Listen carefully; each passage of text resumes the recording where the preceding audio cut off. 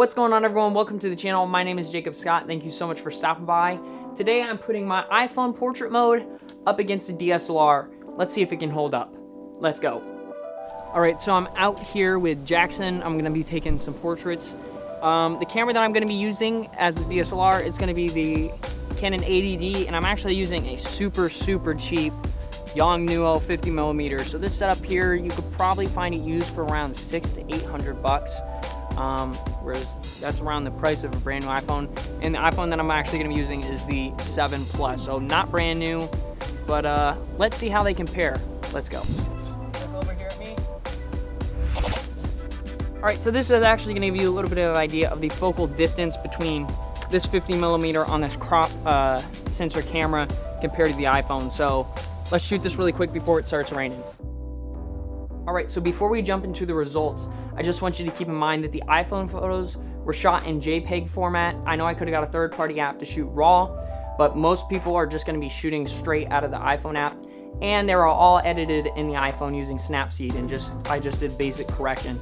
All the DSLR photos were shot in RAW and edited on the computer. So normally when people are gonna be shooting pictures on their phone, they're gonna be editing on their phone, and normally when people are gonna be shooting pictures with a DSLR, they're going to be editing on their computer. So I just try to keep it how it normally would be if you're shooting with your iPhone or a DSLR. So let's jump into the results right now.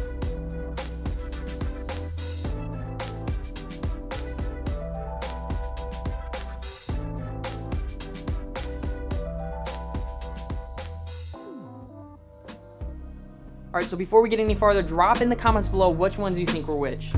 I will let you know that all the A's were Canon and all the B's were iPhone. I have to say, I was pretty impressed with how the iPhone actually held up and how this portrait mode is starting to get better and better. I will say there was a couple, I had a few pictures where I noticed that around the edges it didn't quite blur it where it should have.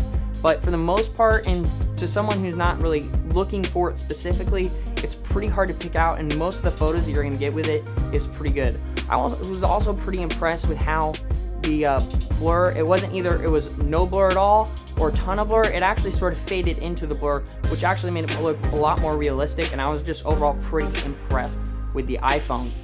But that is pretty much it for this video. I know this one was a fairly short video. Be sure to drop in the comments below. Let me know what you're shooting photos on. Are you shooting photos on an iPhone, DSLR, mirrorless camera? Let me know down below. Also, I'll have links to all the gear I used in this video, not only to film this video, but also I'll have gear to that Canon DSLR and that lens down below. Those will be affiliate links, so if you use those, really appreciate it. But until next time, I'll see you later.